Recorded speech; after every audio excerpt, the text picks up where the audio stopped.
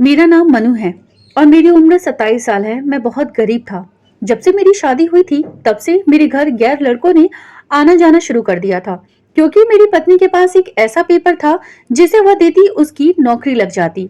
मैं हैरान था क्योंकि मैं मजदूर था और सारा दिन काम करता था। मेरी पत्नी ने मेरी नौकरी क्यों नहीं लगवाई? गुस्से में मैंने अपनी पत्नी को डाइवोर्स लेने का सोच लिया। एक रात जब मैं डाइवोर्स के पेपर अलमारी से निकाले तो उसके पास रखी एक फाइल को देखकर तो मेरे होश उड़ गए, क्योंकि मेरी बीवी तो बहुत बड़ी। मेरी शादी को आज ऐसा ख्वाब पूरा होने जा रहा था जो हर माता पिता अपने बच्चों के लिए देखते हैं। वह लड़की मेरी जिंदगी में आने वाली थी जो मेरी दुल्हन बन गई थी। उसे मैंने आज से पहले कभी नहीं देखा था, क्योंकि हम गरीबों की ऐसी किस्मत कहाँ जहाँ पहले लड़की दिखाई जाए और फिर हमारी शादी हो जाए।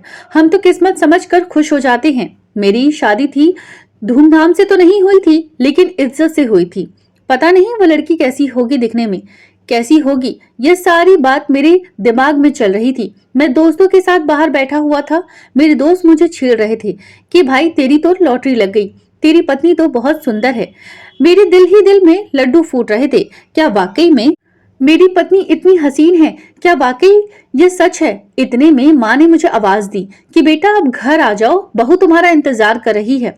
मैंने दोस्त से कहा कि अब जाओ और मैं घर के अंदर चला गया। कमरे में जब गया तो वह घूंघट लिए बैठी थी। मैं एक एक कदम चलता हुआ उसके पास गया और धड़कते दिल के साथ मैंने आराम से उसका घूंघट उठाया तो वह मुझे किसी चांद से कम नहीं लगी थी। जैसे कि दोस्त कह रहे थे, उससे 2 गुना ज्यादा हसीन थी। मैंने कभी सोचा नहीं था कि मेरी किस्मत भी इतनी ज्यादा अच्छी हो सकती है। मैं इन्हीं ख्यालों में गुम था कि अचानक मेरी नजर मेरी पत्नी के हाथों पर पड़ी। उसके हाथ में कुछ पेपर्स थे, जिसे देखकर मैं हैरान हो गया कि मेरी पत्नी के हाथ में क्या है। मैंने अपनी पत्नी से पूछा तो वह कहने लगी, यह वह कागज है जो मेरी माँ ने मुझे बचपन में दिया था और यह मेरी मरी हुई माँ की आखिरी निशानी है जो मेरे पास है। फिर मैंने बात बदल दी, क्योंकि मैं नहीं चाहता था कि मेरी पत्नी को यह लगी कि मैं शक्की किस्म का मर्द हूँ।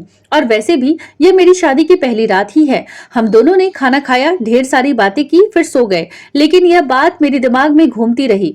सुबह हुई तो मैं रोजाना के जैसे ही काम पर चला गया, क्योंकि गरीब अगर एक दिन भी काम पर ना जाए तो उसके लिए 2 वक्त की रोटी भी खाना मुश्किल हो जाता है। लेकिन शाम को जैसे ही घर वापस आया तो मुझे घर में अजीब सा माहौल महसूस हुआ। ऐसा मुझे लगा जैसे कि हमारे घर में बहुत सारे लोग आए थे। पूरे घर में अजीब सी बदबू फैली हुई थी। मैंने अपनी पत्नी से पूछा तो उसके चेहरे का रंग उड़ गया और वह हकलाते हुए कहने लगी कि नहीं, यहाँ कोई नहीं आया था। मैंने घर के चारों तरफ अपनी निगाह दौड़ाई। मुझे मेरे माता पिता कहीं नहीं आ रहे थे। मैंने अपनी पत्नी से पूछा तो वह कहने लगी कि आपके जाने के 2 घंटे बाद दूसरे शहर चले गए थे और मुझे जाते हुए यह कह गए कि जब आप काम से आए तो आपको बता दो कि आपकी दादी की तबीयत अचानक से खराब हो गई है, इसीलिए उनको जाना पड़ा। मैंने हाथ मुंह धोए, पत्नी ने खाना लगाया। खाना खाने के बाद हम सो गए। सोते टाइम भी मेरे दिमाग में वही सब घूम रहा था, लेकिन मैंने बात को अपने दिमाग पर ज्यादा सवार होने नहीं दिया, क्योंकि मेरी पत्नी का व्यवहार मेरे साथ बहुत अच्छा था और मैं शक करता भी तो कैसे? मेरे पास कोई सबूत भी तो नहीं था। मैं किस बिना पर इल्जाम लगाता कि वह गलत है? यह सोचते सोचते मेरी कब आंख लग गई मुझे पता नहीं चला। सुबह हुई और मैं काम पर जाने के लिए घर से निकला तो मेरे पास वाली पड़ोसन मुझे अजीब सी नजरों से देख रही थी। मुझे सर से तक देखने लगी। उनकी नजरें खाई जाने वाली थी। मैंने अपना दिमाग हटाया और इस बात पर ज्यादा गौर नहीं दिया और आगे बढ़ गया। जैसे ही मैं गली में मुड़ा, वहां पर मोहल्ले की एक और औरत मुझे अजीब नजरों से देख रही थी। यह सब मुझे ऐसे देख रहे थे जैसे कि मैंने बहुत बड़ा पाप कर लिया हो। यह सब आखिर ऐसा क्यों कर रही थी मुझे समझ में नहीं आ रहा था, क्योंकि आज से पहले ऐसा कभी नहीं हुआ था मेरे साथ। मैं अपने तेज कदम बढ़ाता काम पर चला गया, क्योंकि पहले ही काफी देर हो चुकी थी। सारा दिन काम से थका हारा मैं घर आया और बेड पर आकर लेट गया। मेरी बीवी सामने बैठी थी और उसे मेरे आने की खबर ही नहीं थी कि मैं घर आ गया हूँ। वह वही कागज हाथ में लिए किसी गहरी सोच में डूबी हुई थी, जो शादी की पहली रात उसके हाथ में था।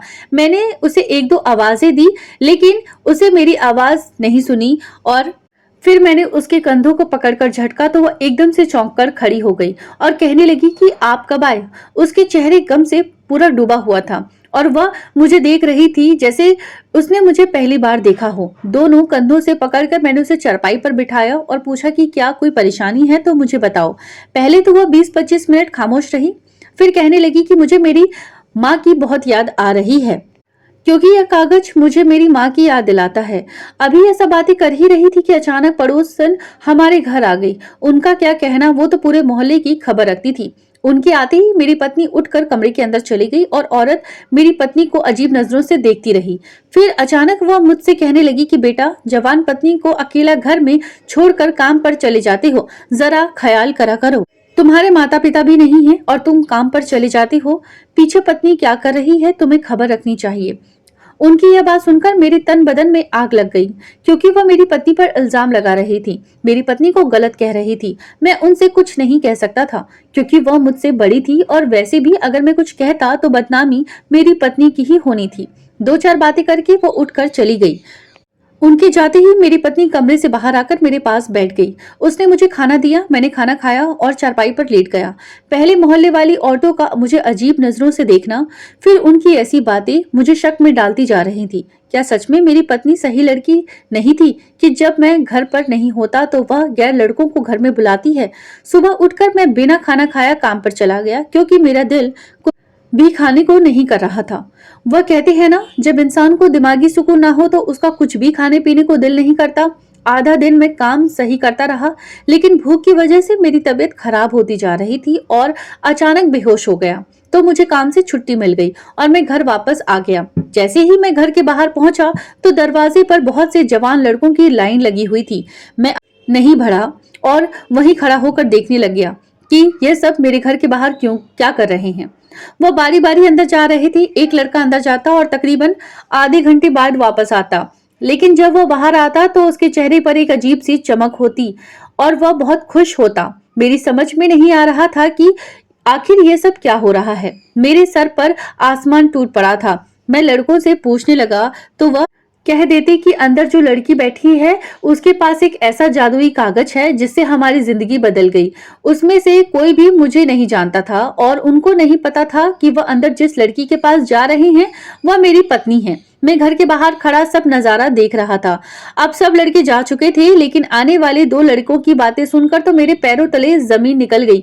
मैं सोच भी नहीं सकता था कि मेरी पत्नी ऐसी निकलेगी और मेरी पत्नी ऐसा घटिया काम भी करेगी। क्या वह जो लड़के बातें करते जा रहे थे वह सच भी था या फिर वो लड़के झूठ बोल रहे थे? लेकिन उनको वो झूठ बोलकर क्या मिलेगा, वह तो मुझे जानते तक नहीं थे। 3 घंटे बाद सब चले गए। दिल तो कर रहा था कि अभी जाकर अपनी पत्नी के गाल पर जोरदार थप्पड़ मारूं और उससे पूछूं कि मेरी मोहब्बत में क्या कमी रह गई थी कि तुमने ऐसा काम किया और मेरे जाने के बाद तुम यह सब क्यों करती हो। लेकिन मैं ऐसा भी तो नहीं कर सकता था, क्योंकि मेरी नई नई शादी हुई थी। सारे मोहल्ले वाले क्या सोचते कि मैं अपनी पत्नी से क्यों झगड़ा कर रहा हूँ। मैं चुपचाप घर जाकर चारपाई पर बैठ गया। मेरे दिल में हजारों सवाल उठ रहे थे, लेकिन उनका जवाब मैं कैसे अपनी पत्नी से पूछ सकता था। अगर मैं अपनी पत्नी से यह कहता कि तुम गलत काम करती हो, मेरे जाने के बाद मेरे पीछे ऐसी घटिया हरकत करती हो, तो मुझे छोड़कर भी जा सकती थी, क्योंकि मेरी अभी नई नई शादी हुई थी और मेरी पत्नी से ऐसे सवाल करना सही नहीं था। लेकिन मैं करता भी तो क्या करता। मैं काफी परेशान हो गया। मैं इन्हीं सोचों में बैठा था कि तभी पत्नी की आवाज आई, सुनिए, पानी तो पी ले, कब से खड़ी हूँ। मैंने पानी का ग्लास पकड़ा और पानी पीकर लेट गया। पत्नी मेरे पास बैठ गई और मेरे माथे पर अपना हाथ रख लिया और कहने लगी कि आपको बुखार तो नहीं है, आपकी तबीयत खराब लग रही है। मैं अपनी पत्नी की को आंखें फाड़ कर देख रहा था, उसकी मासूम शक्ल पर यकीन करता या फिर जो सब कुछ मैंने अपनी आंखों से देखा था और जो लड़कों की बातें सुनी उन पर यकीन करता। मुझे कुछ समझ में नहीं आ रहा था। मेरी पत्नी मेरे लिए खाना लेकर आई थी और मुझे प्यार से कहने लगी, देखिए, आज मैंने भिंडी बनाई है, आपको बहुत पसंद है ना। मैंने रूखे अंदाज से कहा कि मुझे भूख नहीं, मेरा दिल नहीं कर रहा कुछ खाने के, बाद में खा लूंगा। मेरा इतना कहना था कि मेरी पत्नी जबरदस्ती मुझे अपने हाथों से खाना खिलाने लगी। कहने लगी कि ऐसे कैसे नहीं खाएंगे, आप कितनी सेहत का ख्याल रखें, सारा दिन आप काम करते हैं और फिर खाना नहीं खाएंगे तो बीमार हो जाएंगे। वह अपने हाथों से मुझे खाना खिला रही थी और मैं उसके चेहरे की तरफ गौर से देख रहा था। मुझे यकीन ही नहीं आ रहा था। मैंने कभी सोचा भी नहीं था कि वो इतनी झूठी औरत भी हो सकती है। मेरे सामने कुछ और होती और मेरे पीठ पीछे कुछ और होती है। लेकिन उसके चेहरे की मासूमियत देखकर मेरा दिल नहीं मानता कि मेरी पत्नी ऐसा काम करेगी। मैंने अपनी पत्नी के हाथों खाना तो खा लिया, लेकिन मुझे यकीन नहीं हो रहा था। मेरा दिल नहीं मान रहा था। दिल में कहीं न कहीं शक की चिंगारी जली हुई थी। मैं दिमाग में प्लान बनाने लगा कि कैसे अपनी पत्नी को रंगे हाथों पकड़ा जाए, कैसे अपनी पत्नी का राज फाश करूं। दिमाग में एक आइडिया आया, मैं सुबह काम पर नहीं जाऊंगा, सारे दिन घर पर रहूंगा और देखूंगा कि वह लड़के मेरे घर में आते हैं या नहीं। आते सुब आ, आते सुबह हुई तो मैं जानबूझकर लेटा रहा। मेरी पत्नी उठी, नहाई धोई और फिर पूजा करने लगी। उसको करते देखकर मैं सोचने लगता कि वह तो इतनी अच्छी लड़की है, व्रत रखती है, पूजा करती है, तो वह ऐसा काम क्यों करेगी। लेकिन मेरी आंखों ने जो देखा वह भी तो झूठ नहीं था। मैंने खुद देखा था कि वह एक लड़का 30 मिनट घर के अंदर रहता है और फिर चला जाता है। फिर उस पड़ोसन का घर में आकर ताने कसना, वह भी तो ठीक नहीं था। मेरे दिमाग में सोचो की आंधी चल रही थी। मेरा सर भारी हो रहा था। ऐसा लग रहा था जैसे कि दिमाग की नस फट जाएगी। जैसे ही पत्नी ने पूजा पूरी की तो मैंने आंखें बंद कर दी और सोने का नाटक करने लगा। मेरे पास आकर उसने मुझे आवाज दी थी कि सुनिए, नाश्ता कर लें, आपको काम पर नहीं जाना क्या? आपको देर हो रही है। मैं उसकी बातें सुनने के बाद भी आंखें बंद करके लेटा रहा। पत्नी की आवाज अनसुनी करता रहा। उसके 2 से 3 बार आवाज देने पर न उठा तो फिर वह मेरे पास आई और उसने हल्के से मेरा हाथ पकड़कर हिलाया और उठाने लगी और मैं भी उठकर बैठ गया। तो अचानक मेरे मोबाइल की रिंग बजने लगी। मोबाइल चार्जिंग पर था तो पत्नी जल्दी से अंदर गई और मोबाइल चार्जिंग से निकाल कर लाई। मोबाइल स्क्रीन पर मैंने नंबर देखा तो वह मेरे पिता का था। 20-25 मिनट पिताजी से बात हुई। वह घर का हाल पूछ रहे थे और बता रहे थे कि उनको यहाँ कुछ दिन और लग सकते हैं, क्योंकि मेरी दादी की तबीयत अभी कुछ बेहतर हुई है। जैसे बात बंद हुई, मेरी पत्नी ने नाश्ता मेरे सामने लाकर रख दिया और कहने लगी, जल्दी नाश्ता करें और आपको काम पर जाएं। मुझे एक बात समझ में नहीं आ रही थी कि मेरी पत्नी ऐसी हरकतें क्यों कर रही थी। मैं उठकर वॉशरूम में चला गया और फिर हाथ मुंह धोने के बाद चारपाई पर बैठा और अपनी पत्नी से कहने लगा कि आज मैं काम पर नहीं जाऊंगा, आज छुट्टी की है। बस इतना कहना था कि मेरी पत्नी के चेहरे के रंग उड़ने लगे और मेरी पत्नी बात सुनकर परेशान हो गई और कहने लगी, आपको काम पर क्यों नहीं जाना? तो मैंने कहा कि आज हम बाजार जाकर कुछ सामान खरीद कर लाते हैं। दिवाली भी आने वाली है तो मैंने सोचा कि कुछ खरीद लेता हूँ। मैं तो बहाने बना रहा था कि किसी न किसी तरह मैं घर पर रहकर अपनी पत्नी पर नजर रख सकूं। और वैसे भी मैंने यह सुन रखा था कि किसी औरत से शॉपिंग का नाम लिया जाए तो उसकी खुशी की इंतहा नहीं रहती। लेकिन मेरी पत्नी सबसे अलग थी। मुझसे कहने लगी, दिवाली में अभी बहुत दिन हैं, आप काम पर जाएं, हम गरीब लोग एक दिन नहीं कमाएंगे तो खाएंगे कहाँ से? जैसे तैसे करके उसने मुझे काम पर जाने पर मजबूर कर दिया। अब तो मेरा शक यकीन में बदल चुका था और मैं काम पर जाने को तैयार हो गया। तो मैंने देखा कि पत्नी के चेहरे की परेशानी भी खत्म हो चुकी थी और वह नॉर्मल हो चुकी थी। मैं घर से बाहर निकलने लगा तो मैंने पीछे मुड़कर देखा कि मेरी पत्नी खड़ी है, वही कागज हाथ में लिए उसे चूम रही थी। उसे यह नहीं पता था कि मैं यह सब देख रहा हूँ। आज मैंने दिल में यह वादा कर लिया था कि काम से वापस आकर अपनी पत्नी से हर सवाल का जवाब पूछूंगा, जो पिछले कई दिनों से मेरे दिमाग में थे। अभी मैं उसी गली से जा रहा था तो एक नौजवान लड़का ऊंची ऊंची आवाज में यह कहता हुआ आ रहा था, यार कल भी मैं लेट आया था और लाइन में सबसे पीछे था। कल मेरा नंबर नहीं लगा था। आज मैं सबसे जल्दी पहुंच जाता हूं ताकि सबसे पहले मेरा नंबर लगे, और वैसे भी अंदर तो 30 मिनट का काम होता है, सबसे पहले मैं करूंगा। वह लड़का फोन पर बातें करते हुए मेरे आगे से गुजर गया और मेरे घर के दरवाजे के सामने खड़ा हो गया। उसकी बातें सुनकर मेरे कदम बेजान हो गए थे। मैंने कभी जिंदगी में नहीं सोचा था कि मेरी पत्नी मुझे काम पर भेजकर गैर मर्दों के साथ ऐसा घटिया काम करती है। मुझे अपनी पत्नी से घिन आने लगी थी और उस पर गुस्सा भी आ रहा था। दिल तो कर रहा था कि अभी जाके अपनी पत्नी को धक्के मारकर घर से बाहर निकाल दूं, लेकिन मैं उसे रंगे हाथों पकड़ना चाहता था। मैं वापस मुड़कर घर के सामने दुकान पर बैठ गया। वह दुकान वाला मेरे बचपन का दोस्त था, इसीलिए मैंने उसे सारी बात बता दी और उसने भी मेरा साथ दिया। देखते ही देखते घर के बाहर लड़कों की लाइन लग गई। सब एक एक करके अंदर जाने लगे। जब एक लड़का अंदर जाता तो वह 30 मिनट बाद बाहर आता। उसकी शर्ट के बटन खुले होते और वह पसीने में भीगा होता, लेकिन उसके चेहरे पर खुशी की लहर होती। यह सब देखकर मेरा रंग लाल हो रहा था। दुकान वाले दोस्त ने भी मुझे यही सलाह दी कि भाई अपनी पत्नी को डाइवोर्स देकर फ्री करो। ऐसी पत्नी से तो बेहतर है इंसान शादी करे ही नहीं, जो अपनी पत्नी पति के पीछे ये सब काम करे। मैं पहले ही गुस्से की आग में जल रहा था, ऊपर से उस दुकान वाले की बातों ने मुझे और गुस्सा दिला दिया। लेकिन आज तो कोर्ट बंद था क्योंकि आज संडे था। मैं पूरा दिन दुकान पर बैठा रहा और शाम को घर चला गया। मैंने खाना दुकान वाले दोस्त के साथ ही लिया था, इसीलिए मैंने ना रात को खाना खाया और ना मैंने अपनी पत्नी को यह पता लगने दिया कि मुझे सब कुछ पता चल चुका है। बस मैंने अपनी पत्नी से इतना कहा कि आज खाना मैं बाहर से खाकर आया हूँ, तुम खा लो, और मैं आज बहुत थका हुआ हूँ, इसीलिए मैं सोने जा रहा हूँ।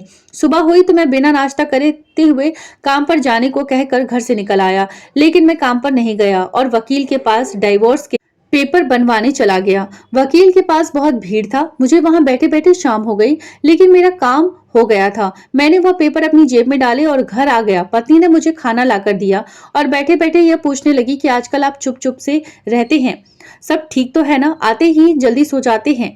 मैं यह सोचने लगा कि मेरी पत्नी को जरा शर्म नहीं आती, मेरे सामने खुद को इतना मासूम दिखाती है और ऐसा दिखाती है जैसे बड़ी फिक्र हो पत्नी को। जवाब में मैंने बस इतना ही कहा कि आजकल काम बहुत ज्यादा होता है, इसीलिए मैं थक जाता हूँ और लेटे ही नींद आ जाती है। कुछ देर बाद पत्नी सो गई और मैं लेटकर आसमान के चमकते तारों को देखता रहा। मुझे अपनी पत्नी की शादी के वह दिन याद आ रहे थे जब मेरी पत्नी पहली बार दुल्हन बनकर मेरे घर आई थी। मैंने कितने अरमान सजाए हुए थे कि अब पत्नी के साथ जिंदगी सुकून से गुजरेगी, लेकिन शायद मेरी किस्मत ही ऐसी थी। जब से डाइवोर्स के पेपर निकाल कर देखने लगा, कभी डाइवोर्स के पेपर को देखता तो कभी अपनी पत्नी के चेहरे को देखता। उसके बाल उसके चेहरे पर पड़े कितने प्यारे लग रहे थे। एक पल तो दिल करा कि डाइवोर्स के पेपर को फाड़ दूं और सब कुछ भूल जाऊं, लेकिन एक इज्जतदार आदमी यह बर्दाश्त नहीं कर सकता कि उसकी पत्नी के किसी और लड़कों के साथ गैर संबंध। मैं पलंग से उठकर अंदर कमरे में चला गया और मैंने अलमारी से वह पेपर उठाया जिसको मेरी पत्नी पहली रात अपने साथ लेकर आई थी और जैसे ही वह हर वक्त अपनी आंखों के सामने रखती थी। मैं पेपर उठाकर अलमारी बंद करने ही लगा था कि मुझे अलमारी में एक फाइल पड़ी नजर आई। मैं उस फाइल को देखकर सोच में पड़ गया, क्योंकि आज से पहले मैंने उस फाइल को कभी नहीं देखा था। मैंने फाइल को उठाने से पहले बाहर आकर एक नजर अपनी पत्नी को देखा। कहीं वह तो जाग तो नहीं गई, लेकिन वह सोई हुई थी। मैं वापस कमरे में गया और वह फाइल कमरे में से निकालकर उसके ऊपर डाइवोर्स के पेपर रख दिए। तभी मेरे दिल में ख्याल आया कि एक बार इस फाइल को खोलकर तो देखूं तो सही इस फाइल के अंदर है क्या।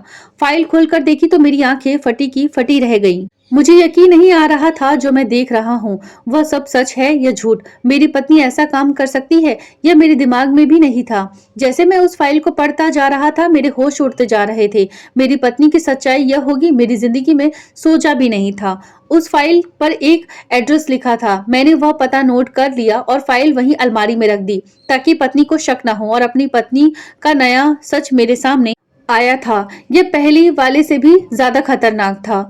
अब मुझे सुबह होने का इंतजार था कि अब सूरज की पहली किरण निकले और मैं उस राज का पता लगा सकूं। मैंने वह डाइवोर्स के पेपर भी अपनी जेब में डाल दिए, क्योंकि मुझे पहले इस हकीकत तक पहुंचना था। मैं पिछले कई दिनों से काम पर नहीं जा रहा था, लेकिन मेरी पत्नी को इस बात की बिल्कुल भी भनक नहीं पड़ी। सारी रात मैं इन्हीं सोचों में गुम रहा और कब सुबह पक्षियों की आवाज मेरे कानों में पड़ी पता ही नहीं चला। मैं पत्नी के उठने से पहले हाथ मुंह धोकर घर से निकल चला। मैंने कई रिक्शा वालों को एक एड्रेस दिखाया तो उनकी समझ में नहीं आया।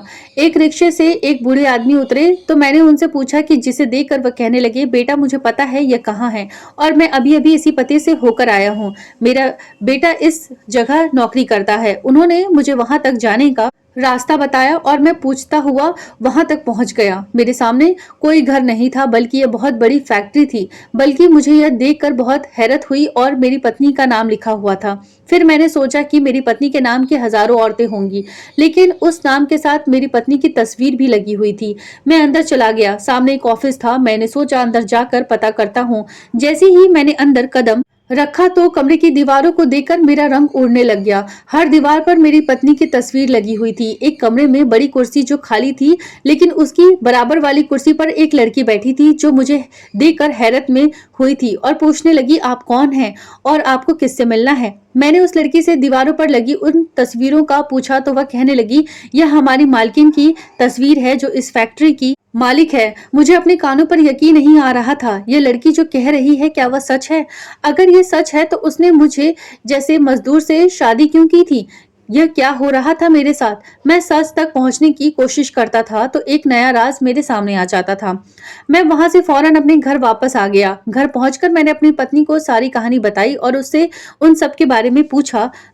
वह मेरी तरफ मुस्कुरा कर कहने लगी कि एक अमीर बाप की इकलौती बेटी थी। मेरे पापा की सारी दौलत मेरे नाम थी। मैं अमीरी की जिंदगी से तंग आ चुकी थी। मेरा ख्वाब था कि मेरी शादी एक गरीब आदमी से हो जो इज्जत देना जानता हो। क्योंकि मेरे पास पैसे की कमी नहीं थी, इसीलिए मैंने आपसे शादी की। और यह राज आपको आज तक नहीं बताया कि मेरी असल हकीकत क्या है। मैं असल में जो हमारे घर के बाहर लड़कों की लाइन लगी होती है, वह दरअसल नौकरी के लिए आते थे। मैं उनका एक एक करके इंटरव्यू लेती थी और उनके कागज पर साइन करती थी। वह सब लड़के मेरी सेक्रेटरी को वह कागज दिखा देते थे और उनको वहां नौकरी मिल जाती थी। और जो मुझे काम कम समझदार लगते तो मैं उन्हें दोबारा तैयारी करके आने को कहती थी।